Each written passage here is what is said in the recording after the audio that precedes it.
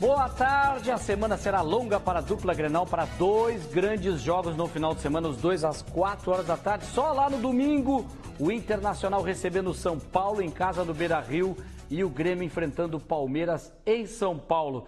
Que rodada espetacular para a dupla Grenal. O final de semana foi de eleição, aí no domingo tivemos a eleição e a rodada começou mais cedo. O Internacional acabou perdendo para o Sport na sexta-feira, de virada por 2-1, e o Grêmio empatou por 2-2, depois está perdendo por 2-0 para o Bahia em casa na Arena ainda no sábado. Tem repercussão disso aqui no Donos da Bola, mas já vamos projetar a semana para esta grande rodada. A gente abre o programa indo à nossa central Bandeirantes do Esporte com ele, Gabriel Correia. Vamos começar com a Cris, primeiro mensagens da Cris Bart. Cris Bart, a interatividade com o público, começando contigo então. Boa tarde, Cris. Boa tarde, Caco, todos que estão ligados nos Donos da Bola. Olha só, eu já estou aqui conectada com o nosso telespectador, viu? Já mande essa mensagem, 519-9224-1220. E já tem mensagem chegando. Vamos ver a primeira. Solta lá, Pedro. E eu sou o Cauã, Rio Grande do Sul, Nova Santa Rita, Atlético Popular. Eu acho que o Grêmio vai ganhar do River Plate, vai pegar o Boca Juniors na final e ainda nós vamos calar o Internacional, passando deles e ficando em primeiro lugar no Brasileirão. Aí, ó, torcedor gremista otimista. E tem mais torcedor mandando mensagem. Vamos ver a próxima. Bom dia, donos da bola. Aqui é o Kaique de Santa Maria. Para os colorados que falem que Grêmio só pega tetinha nas Libertadores. Mas aí eu te pergunto, se o Grêmio tá jogando contra tetinha na Libertadores, onde é que tá o Internacional? Está no sofá. Abraço, gauchada. Olha aí, ó, a flauta é livre aqui no nosso WhatsApp, mas agora a torcida colorada, tudo bem, perdeu na última sexta-feira, mas pode reagir mandando seu vídeo pra gente. E os gremistas também continuem mandando. 51992241220, eu tô esperando o teu vídeo. Legal, Cris Bart. Olha só, agora sim nós vamos à nossa central Bandeirantes do Esporte com ele, Gabriel Correia. Agora sim, boa tarde, Gabriel. Tudo bem? Fala, Caco. Tudo certo. Boa tarde para você, telespectador do Donos da Bola. O destaque não é bom para a torcida gremista, dependendo do ponto de vista, porque o Grêmio ainda não confirmou o tempo de lesão de Everton, mas a CBF já confirmou a desconvocação do atleta. Lucas Moura foi chamado para o seu lugar. O Grêmio que deve anunciar a qualquer momento o boletim médico do Everton e quanto tempo ele ficar parado. Há essa preocupação se ele vai ou não estar apto para tanto confronto contra o Palmeiras como contra o River Plate no dia 23. Tá certo. Obrigado, Gabriel. A gente começa a nossa bancada aqui pelo Matheus Dávila. Boa tarde, Matheus. Teu primeiro destaque. Boa tarde, Caco. Boa tarde. Sobre o final de semana, pegando o gancho do Grêmio, o jogo foi terrível pro Grêmio, né? Perdeu o Everton e conseguiu transformar um resultado que era muito ruim, de tão ruim que era o resultado, ficou ótimo. O empate dentro da Arena contra o Bahia. Então é para ter uma noção do que estava representando essa derrota dentro de casa. Sobre o Lucas Moura, foi muito bem no mês de agosto na Premier, tanto que foi eleito o melhor jogador do mês lá no campeonato inglês. Pela circunstância do jogo, né, Boaz? O Grêmio estava perdendo, mas no jogo acabou reagindo, mas o resultado não foi nada bom, né? Boa tarde, Boaz. Boa tarde, Caco. O resultado não foi bom. A eleição salvou a dupla Grenal. Acabou salvando... Sim, porque senão ia ser um horror, né? Ah, sim, a repercussão mais tarde do que foi, é verdade. Todas as atenções para uma grande cobertura, inclusive aqui do Grupo Bandeirantes. Marco Antônio Pereira, boa tarde. Boa tarde, ouvintes da Bandeirantes, telespectadores, eu estou acostumado com a rádio. Se o Grêmio tem problemas, e o Dávila falou agora, do Everton, vai ter Marcelo Groita fora também, o Kahneman na seleção da Argentina. Palmeiras tem 4 desfalques certos para o jogo contra o Grêmio. 4! E pode ter um quinto, vai depender do departamento médico do Verdão essa semana. Então, se o Grêmio vai desfalcado para jogar contra o Palmeiras, o Periquito, ou o Porco, ou o Verdão, como queiram, também terá vários desfalques para o jogo contra o Grêmio. Briga de cachorro grande e eu não sei não. Se o Grêmio ganhar lá, o campeonato vai esquentar e muito. Agora, se perder, deu. O Palmeiras tem grandes chances aí de avançar mais no Campeonato Brasileiro, mas tem um grande adversário que é o Grêmio. E no próximo final de semana o Grêmio enfrenta justamente este líder do Campeonato Brasileiro. Neste sábado, o time de Renato Portaluppi teve a chance de manter a distância para o Palmeiras. A gente estava falando disso, mas acabou decepcionando contra o Bahia. Grêmio e Bahia tinham missões opostas em Porto Alegre no sábado à noite. o time treinado por Renato Portaluppi de tentar buscar o líder Palmeiras. A equipe comandada por Anderson Moreira de se distanciar do Z4. Mal deu tempo de observar o começo da partida. Logo a 3 minutos, em cobrança de lateral, Léo achou Newton, que desviou para Elber tocar para o fundo do gol. No momento que o juiz apita, qualquer coisa pode acontecer a favor e contra. O que a gente não pode é dar esse mole. Mas a equipe nordestina não se contentou por aí. Elber aproveitou a saída de bola, achou Gilberto, que bateu para fora. O Grêmio tentou responder. Cícero desviou de cabeça, mas não conseguiu marcar. Na sequência, Jeromel apara a bola aérea. Cícero toca para o gol, mas a arbitragem assinala impedimento. Para deixar o primeiro tempo ainda mais complicado para Renato, Everton sentiu a coxa direita e teve que sair para a entrada de Marinho. É um jogador importantíssimo para a gente. Infelizmente, nós perdemos ele nesse jogo e para alguns jogos aqui pela frente. Na virada de tempo, mais uma troca no Grêmio. Groy sentiu um desconforto muscular e teve que sair para a entrada de Paulo Vitor. O segundo tempo prometia. Logo no começo, o Luan bateu falta, com estilo, mas Douglas fez a ponte. O Bahia perdeu um jogador.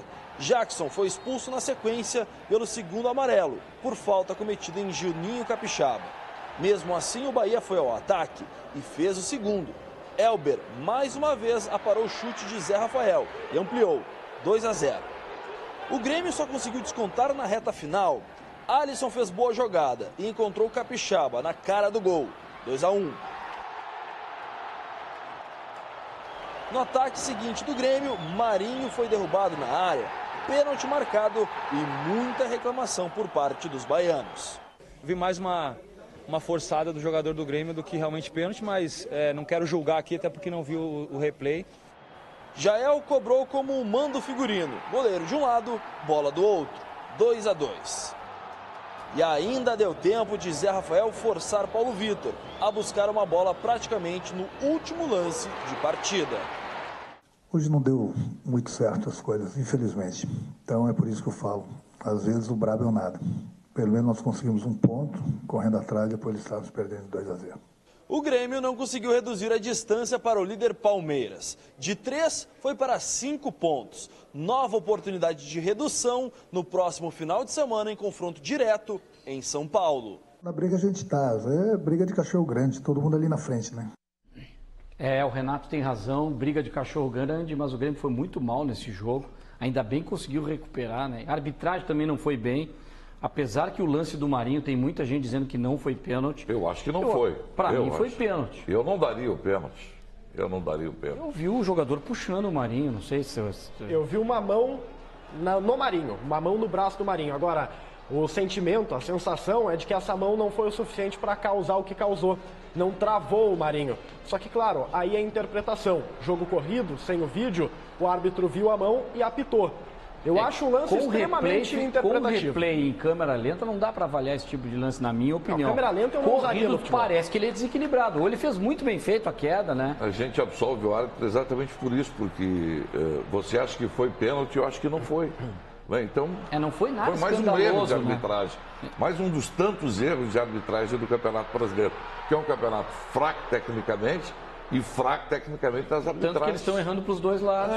Todo mundo erra, todo mundo acerta. O Simon Bianchini, que estava atrás do gol e tem curso de arbitragem, disse que não foi pênalti. A maioria dos especialistas, eu não sou especialista, eu não fiz curso, diz que não foi. Eu indo por eles, fico voto vencido, mas já olhando o Claudião, comentarista, entende que foi pênalti. Então, pois é. O que é a prova de que, de fato, é um lance interpretativo, né? Depende do ponto de vista e da concepção de cada um do lance. Agora, não foi isso que determinou o resultado do jogo. O que determinou foi o Grêmio levar, no início da partida, um gol muito cedo. Estragou completamente a ideia do Renato. O que está preocupando é isso. O Grêmio, tudo bem, tem a melhor defesa do campeonato, mas num retrospecto recente já tomou 2 gols em 2 jogos na Arena, né? Tanto para o Ceará como para o Bahia. Então isso de certa forma é um alerta para o Grêmio, tem que tomar cuidado, tem um jogo eliminatório contra uma grande equipe que é o River Plate. Se tomar 2 gols contra o River, bom, primeiro vai jogar na Argentina, né? Primeiro jogo vai ser na Argentina, então não vai, de repente não vai importar muito. vai ter que ganhar aqui, ou sei lá, vai depender do jogo da Argentina. Agora, o time do Grêmio, ele deixou mais uma vez, ele projetou 4 vitórias nos 4 jogos, conseguiu 3 e um empate. Eu não acho que é tão ruim assim se a gente olhar o campeonato por inteiro, né? Mas nessa reta ficou para trás, poderia estar hoje na vice-liderança do campeonato. O Grêmio deveria ter começado com o Matheus no meio-campo e o Luan na frente. Não teria porquê. Porque estava indo bem aquele esquema, bem, né? Aí entrou o Jael, eu não sei, eu tenho... O Jael eu considero um jogador com muitas limitações técnicas, é um jogador mais para segundo tempo, para uma outra proposta. E eu acho que aquela mecânica de jogo estava bem encaixada com o Luan no time e o Matheus dando além de dar uma proteção, ele tem uma condução de bola muito boa.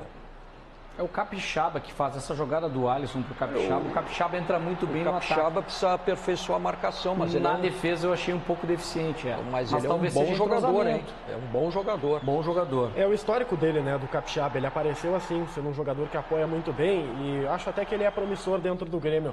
Agora, a ideia do Sérgio, eu concordo plenamente. Eu teria entrado em campo com o Luan como a referência do ataque, sendo esse jogador movediço, fazendo esse papel de falso 9. Para a Libertadores da América, eu acho que vale muito mais a pena você ter o Luan se movimentando e tentando abrir espaços contra uma defesa que é muito forte, que é a defesa do River, fisicamente eu falo, do que ter o Jael trombando. Claro que vai depender da leitura do Renato, mas vencer por cima, por exemplo, que é a grande virtude do Jael, vai ser muito complicado na Argentina. Até porque a defesa do River Plate é o ponto fraco do time. Ela é lenta e com o Luan pode abrir espaços. Olha só, tem recados mais do nosso telespectador já participando aí. Cris Bart voltando ao controle da Band com mais recados aí do WhatsApp, Cris. O torcedor, nosso telespectador, está participando aqui da resenha dos donos da bola, Caco. E olha só a dúvida desse garoto gremista. Solta lá.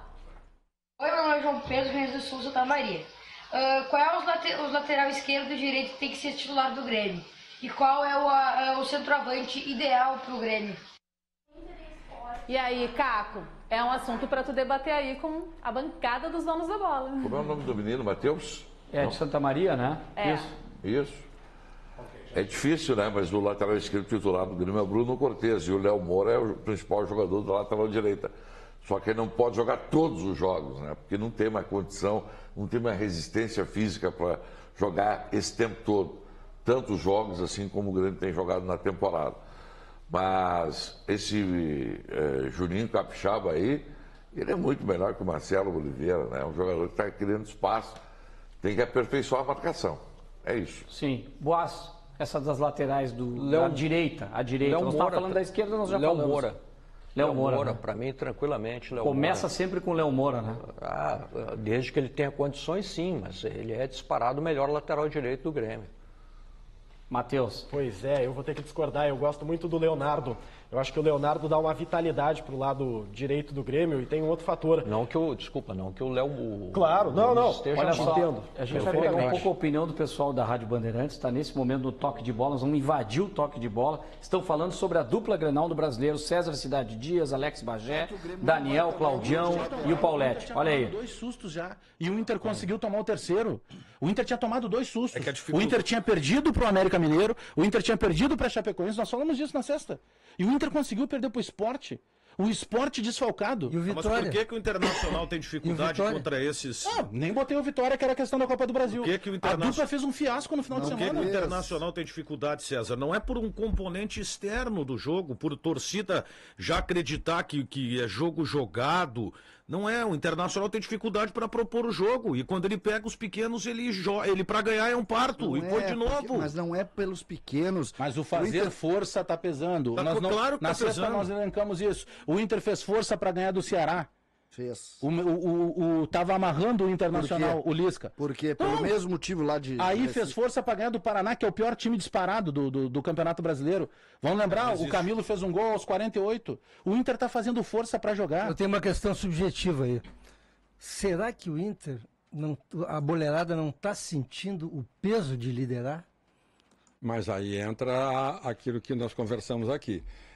Para tu seres protagonista, não adianta ter um um dos índices altos, tem que ter vários índices altos. É o conjunto. É o conjunto da obra. É isso que eu tô lembra querendo que mas lembra que ainda levantou-se aqui as exigências em determinadas etapas de uma competição, que o momento não era mais de preparo físico, correria, comprometimento, agora era de técnica. Porque ali tu já tem que estar pronto. Agora tu tem que ter capacidade, porque os caras já te marcam tudo aquilo que tem tu que ter a mente forte. E eu acho que os jogadores estão com uma mente de perdedor ainda. Tu foi surpreendido. Um pouco do subjetivo. Mas eu quero... Mas eu tô entrando. Vitória do Palmeiras, 2-0. O time do técnico Luiz Felipe Scolari não tomou muito conhecimento do São Paulo. O Daverson marcou um dos gols, assim como o Gustavo Gomes. 2-0 para o Palmeiras, que agora é líder isolado do Campeonato Brasileiro, tem 56 pontos. É o próximo adversário da equipe do Grêmio, que ainda a gente fica na guarda, né, do boletim médico do Everton. Mas o Palmeiras venceu, Gustavo Gomes e Daverson, quebrou um tabu de 16 anos que não vencia o São Paulo no estádio Morumbi e assumiu a liderança do Campeonato Brasileiro, agora sim, de forma isolada, com 56 pontos. Caco. Legal, Gabriel. Vamos falar um pouco desse Palmeiras do São Paulo, porque eles estão na briga e são os próximos adversários da dupla Grenal, né? O São Paulo é um time que já era, na minha opinião, já era. Não tem goleiro, não tem um sistema de jogo definido, tem um técnico que sempre afrouxa na hora das decisões. Não gosto, considero uma pessoa muito legal, mas não gosto do trabalho do Diego Aguirre. Acho que ele não se encaixou bem na cultura do nosso futebol, então eu já vejo o São Paulo como carta fora do baralho. E deve entrar em crise em seguida se não conseguir esse título. É bem complicada a situação do São Paulo. Eu estou com o Sérgio nessa aí. Já o Palmeiras, diferente. Um baita do grupo, o Filipão, técnico experiente, e está aí como candidatíssimo ao título brasileiro. Quem poderia dizer, né, que o Palmeiras com o Filipão, que foi olhado assim, de forma... do torcedor não ter gostado da contratação dele pelo Palmeiras. O torcedor não gostou da contratação e ele fez esse trabalho, está fazendo esse trabalho maravilhoso no Palmeiras, tanto que o Palmeiras pode ser campeão da Libertadores e pode ser campeão brasileiro. O Palmeiras não vai ter... Mas também se não ganhar a Libertadores e o brasileiro, ou um dos dois com esse time, a torcida já não vai querer mais o Filipão. O torcedor é assim, né? Sim, pelo alto investimento feito do grupo. Agora, o lateral esquerdo, Vitor Luiz, está fora. Felipe Melo está fora, os dois não faz muita suspensos. Falta. O Vitor Luiz não faz muita falta. Não, faz sim. Faz sim, porque o Diogo Barbosa está fora. Porque esse está fora, por isso. Então, acho um bom jogador. São três. E mais o Gomes, que está na seleção paraguaia, e o Borja está na seleção colombiana. São 4, mas podem ser 5 os desfalques do Palmeiras pelo jogo contra o Grêmio. Eu assisti esse jogo aí, o Clássico Paulista, e foi impressionante como o Palmeiras dominou o São Paulo e ganhou com naturalidade, sem fazer força. Sabe que o São Paulo eu comparo com o Inter. Tem até um bom time, mas joga com a corda esticada. E aí tem, nesse momento, uma dificuldade de avançar aquilo que precisa avançar para ser campeão brasileiro. Eu acho que são duas equipes que estão ali, no mesmo patamar. Vamos ouvir o que o técnico Renato Portaluppi fala a respeito dos adversários, principalmente esse Palmeiras que enfrenta o Grêmio. Sempre o nosso próximo adversário, em qualquer competição, a gente sabe tudo do adversário. Nós estudamos bem como eles estudam a gente. Isso é um trabalho meu, junto com o pessoal do CDD. Isso aí pode ficar tranquilo que o Palmeiras está bem estudado. Pode ter certeza que nós também estamos bem estudados pelo Palmeiras. Não pode dar mole, todo jogo é decisivo. O próximo jogo é contra o Palmeiras, tem outros confrontos diretos também. É campeonato, todo mundo vai ter que jogar com todo mundo. O importante é o Grêmio pensar nele e fazer a parte dele. Não adianta a gente ficar se preocupando. Se tal jogo vai dar tal resultado. Não, tem que esquecer. O Grêmio tem que fazer a parte dele. E depois ver o que acontece nos outros jogos.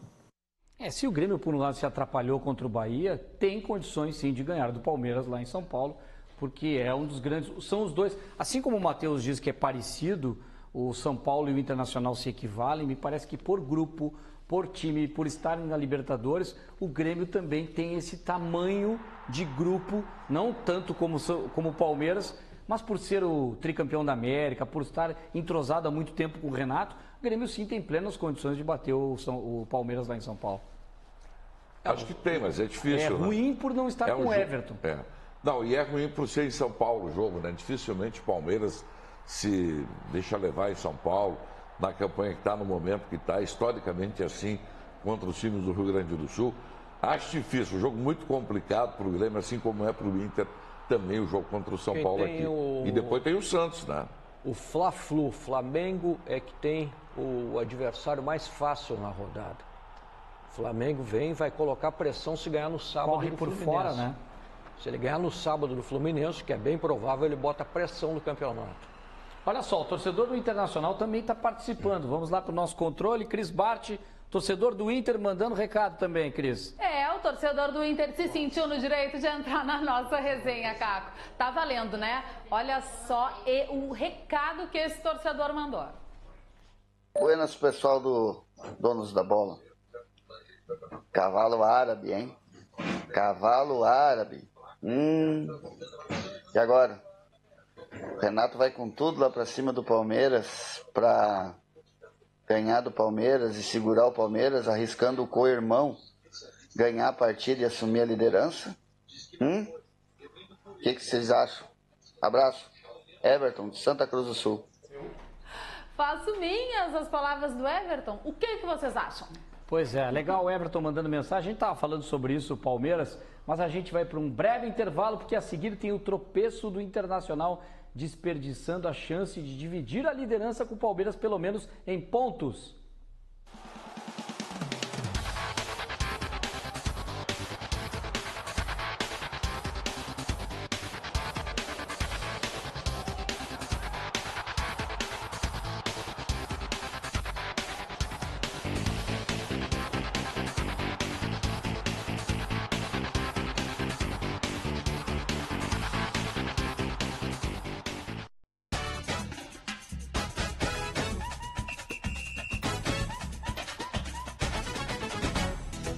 Agora é hora da gente tentar explicar o que aconteceu com o Internacional, que perdeu de virada para o Sport Recife. Esse jogo só foi na sexta-feira e, como o Sérgio Boas falou, a eleição acabou salvando um pouco esse debate. Ninguém falou muito nisso no domingo e nós vamos falar hoje, segunda-feira. O que aconteceu, Boas, com o Inter na sexta-feira? A gente esperava no domingo. A atuação ridícula do Internacional. Foi a pior atuação do Inter no Brasileiro, né? O Odair foi muito mal no jogo. Fez escolhas equivocadas. O Odair, que tem feito um trabalho competente até aqui, ele cometeu barbeiragens no jogo contra o Sport Recife, porque esse time do Sport não joga absolutamente nada. Aliás, eu queimei a minha língua aqui, dizendo que Sport e Bahia eram presas fáceis para a dupla Grenal. E eram, né? Só que a dupla Grenal foi incompetente. Agora, para um time que está lá buscando o título brasileiro, perder para o Sport Recife de virada na Ilha do Retiro e tendo a última bola do jogo lá, uma falta, aí para o D'Alessandro bater, o Fabiano resolve cobrar a falta. Então, escolhas equivocadas, trocas equivocadas, não sei o que o Charles foi fazer muito desastrosa. O Odair tem que apagar isso aí, esse jogo da trajetória dele. Confirmou um pouco do que eu esperava do jogo, mas não tanto. Que o Internacional teria dificuldades e eu esperava até um empate. Eu não acreditava na vitória do Internacional, pelo que estava se desenhando e pela saída sem D'Alessandro de novo.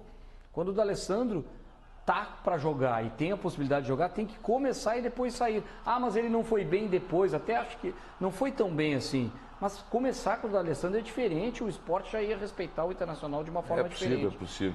Mas o Inter menos mal é que a tabela acabou beneficiando o Inter, claro. O próprio Grêmio empatando. E o Camilo tem que ficar no banco, sempre. Só que a derrota do Inter eu acho que não passa pela escolha do Odair de deixar o D'Alessandro no banco. Acho até que não começaria com o Camilo, acho que o Camilo ele não tem agregado tanto à equipe, só que o D'Alessandro, na minha visão, não tinha a intensidade que o jogo pedia. Só que me chama muito a atenção... Mas o Camilo tem essa intensidade? Não, por isso que eu disse, não era a escolha o Camilo. Era o Rossi. Houve um erro de escolha. Só que na minha avaliação, Caco, o William Potker, toda vez que ele foi deslocado para esse setor de ser o centroavante, de jogar um pouco mais centralizado, puxando a marcação, ele não rendeu e fez com que o Inter caísse de rendimento toda vez que ali foi escalado.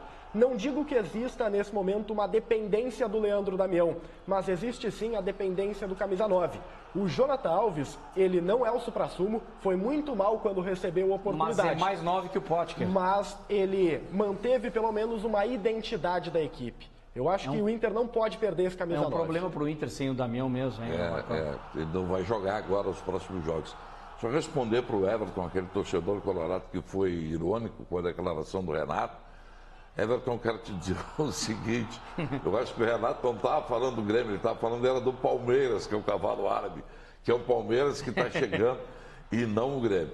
E ele tem razão, né? Porque se o Inter ganha e o Grêmio ganha, é bom para o Inter e vai ficar na frente do time do Palmeiras na próxima rodada do Campeonato Brasileiro. Agora, no jogo de sábado, teve um lance ridículo. Uma das coisas mais varzianas que eu vi, que foi o chute do Dourado na cabeça do Camilo.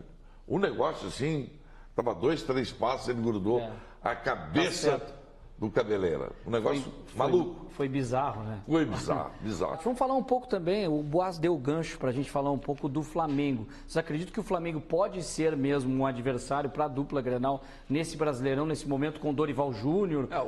O Flamengo tem aquela tradição de que é de chegada, né? É de chegada. Ele andava muito mal no campeonato, especialmente pela queda de produção de um de seus principais jogadores, que é o Lucas Paquetá. Mas eu vi o jogo contra o Corinthians, o Flamengo jogou muito bem. E eu entendo que agora ele pode dar uma crescida e entrar no bolo de vez. Ele ganhando o clássico Fla-Flu no próximo sábado vai botar calor no campeonato. Esse jogador faz muita diferença, o Lucas Paquetá, né? Faz, porque é um dos atletas mais diferentes que tem surgido aí no Campeonato Brasileiro, no futebol brasileiro, na realidade. O Flamengo venceu muito bem contra um Corinthians que está muito mal. Também existe essa leitura. Eu acho que o Flamengo pode chegar a incomodar a dupla Grenal, desde que se organize. Algo que é muito difícil no rubro-negro. O Dorival, na minha avaliação, tem o estilo de trabalho perfeito para o grupo que o Flamengo oferece. Agora, se vai dar tempo do Dorival organizar e transformar esse Flamengo num cavalo árabe, como diz o Renato, aí eu não sei. Pois é, o Dorival faz um bom trabalho, geralmente quando pega até meio que pela metade, por mais que não seja aquele técnico que está hoje na ponta dos treinadores do Brasileirão. Não é dos que estão aí arrebentando no futebol brasileiro, mas tem muita experiência e o grupo é muito bom. E a torcida do Flamengo faz diferença, né, Marcão? A torcida faz diferença, é verdade. Agora, eu não sei, eu não apostaria meus fichos no Flamengo, não, nessa reta final de campeonato. Muito instável o Flamengo. Acho que contra o Fluminense ele é favorito, deve ganhar o clássico Fla-Flu. Mas futebol às vezes surpreende, né? Assim como eu fui surpreendido pela atuação do Flamengo contra o Corinthians, acho que o Fluminense pode complicar a vida do Flamengo. Mas isso é achismo, né? Claro, o Flamengo é muito melhor que o Fluminense, mas eu não sei se o Flamengo tem bala para chegar nessa reta final e desbancar o Palmeiras, por exemplo, ou o Grêmio, ou o próprio Internacional. É muito do que o Sérgio falou, a questão de vencendo o Fluminense, ele pode de novo engrenar e, de certa forma, pode tirar o proveito da rodada. E aí ele vai subindo, vai ganhando confiança com essa torcida, tem que tomar cuidado. Vamos ter o cruzamento de Inter e São Paulo e Grêmio, Inter e Palmeiras e Grêmio. E ele tá só com o Fluminense, né? Mas é clássico, imagina se ele ele tropeça também, Fluminense, né? Daqui a pouco não ganha o clássico, aí dá rolo. Vamos a Cris Bart de novo no nosso controle. Tem mais mensagens agora do Inter, do Grêmio, de quem é, Cris? Já estou aqui no nosso controle, estava aí no estúdio com vocês. Já estou aqui por quê? Porque o torcedor colorado está participando para valer da nossa resenha, mandando mensagem para o nosso WhatsApp. Olha só essa que chegou. Meu nome é Maicon, sou daqui de Canoas. Só para avisar, meu time vai ser campeão do Brasileirão, não desisto. E você também pode participar mandando seu vídeo pra gente, 51992241220. Caco da Mota. Legal, Cris. Tá valendo tudo nessa hora, o torcedor brincando, corneteando, mas não tem muito o que falar pelos resultados do final de semana. Vamos ver a dupla Grenal na frente. Olha só, nós vamos voltar à Rádio Bandeirantes, toque de bola, pessoal debatendo o Campeonato Brasileiro. Vamos lá, invadindo o toque de bola. Classificado para ser final, não tinha data para jogar. Ia jogar quando? Mas tu acha que isso teve alguma influência no rendimento do Grêmio? Não tem nada a ver com o Grêmio isso. Eu só quero saber. Eu só quero saber. Não, eu quero saber se o Grêmio tentou a administração de datas em outras vezes, porque eu ouvi dizer, o presidente disse aqui na. Pelo que a gente tem de informação, o Grêmio tem tentado várias vezes e não conseguiu. Mas o grande problema é o seguinte. Mas é que aí tinha um intervalo diferente, nessa questão do Cruzeiro. É não fazer para os outros. Agora que tem que fazer, tem que fazer. Tudo bem, só que. Porque aí é o seguinte, quando é Grêmio Internacional, a gente esbraveja, quando é a favor dos outros. Eu só queria que fosse igual. O Grêmio pediu data. Mas esse é o peso da situação, a mesma coisa do erro do árbitro. Teve um erro, não sei se vocês concordam, mas o pênalti que teve em cima do Marinho. Não, é uma vergonha, não foi pênalti. Só que se fosse contra o Grêmio. Também, né? Mas se fosse contra o Grêmio, nós estaríamos falando aqui. Sim. É a mesma coisa. Os clubes, eles não se ajudam. Eles só reclamam um do outro. O Grêmio só vai reclamar do Inter, o Inter só vai reclamar do Grêmio. Se ajudar, ninguém vai se ajudar. A arbitragem do jogo do Grêmio, a expulsão já é estranha.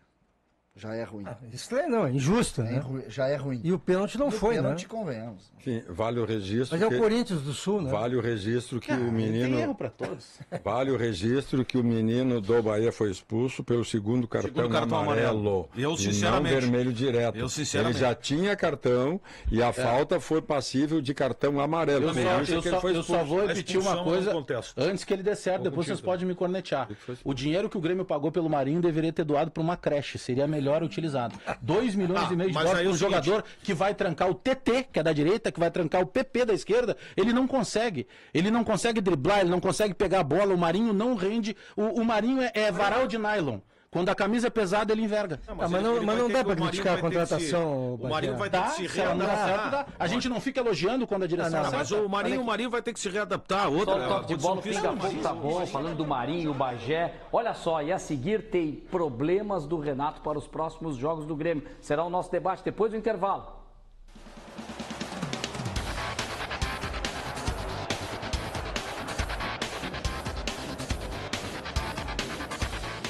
É um jogador importantíssimo para a gente. Infelizmente nós perdemos ele nesse jogo e para alguns jogos aqui pela frente.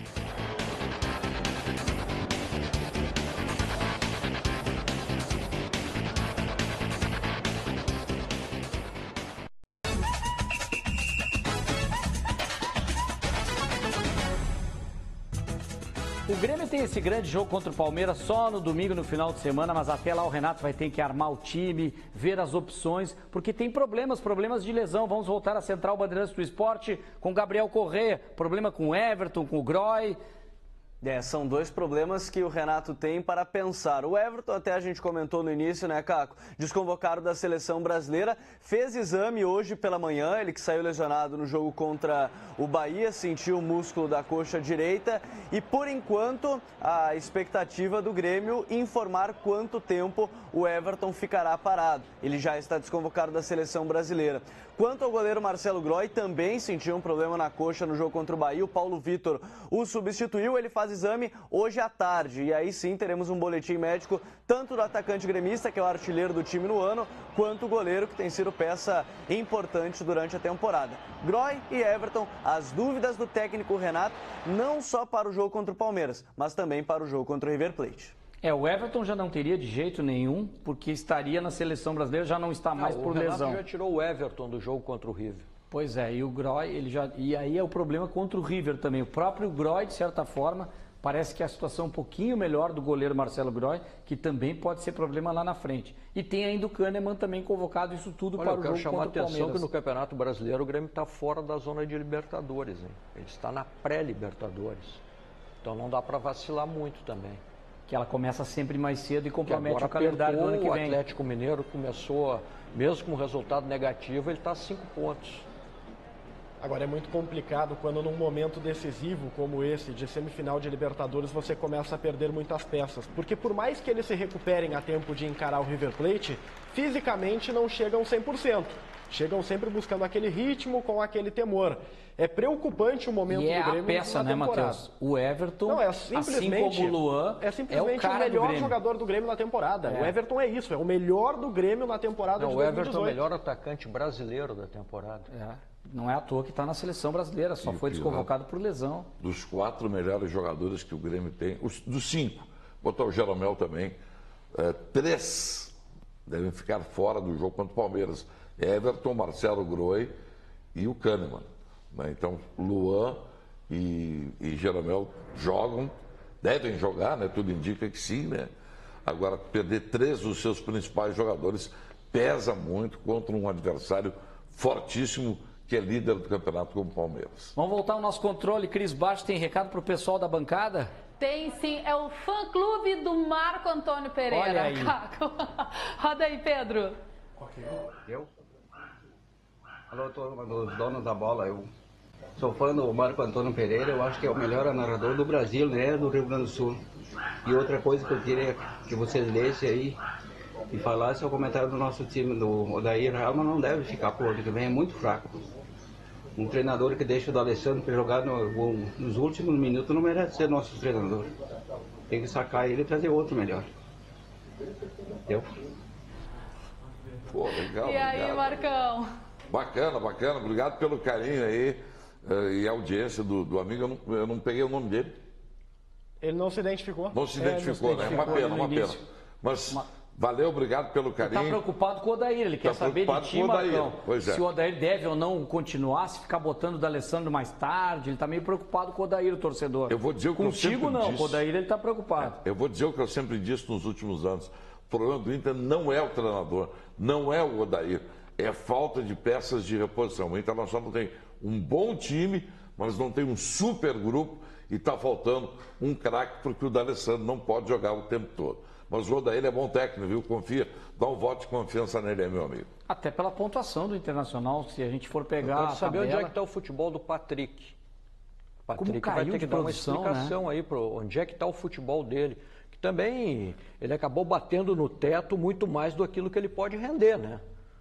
Daqui a pouco ele virou o Yaya Touré do futebol gaúcho. Tem uma justificativa física isso aí, Matheus, ou não? Não, fisicamente ele está bem, mas sabe que contra o esporte, não que ele tenha sido o Patrick que nós vimos em 2018, mas ele apresentou uma evolução em relação às últimas partidas. Eu não achei o Patrick muito mal no jogo contra o esporte. Não, ele é um jogador, não contribuiu que ele muito nunca foi o conceito que foi dado a ele, né? Ele é um bom jogador, só.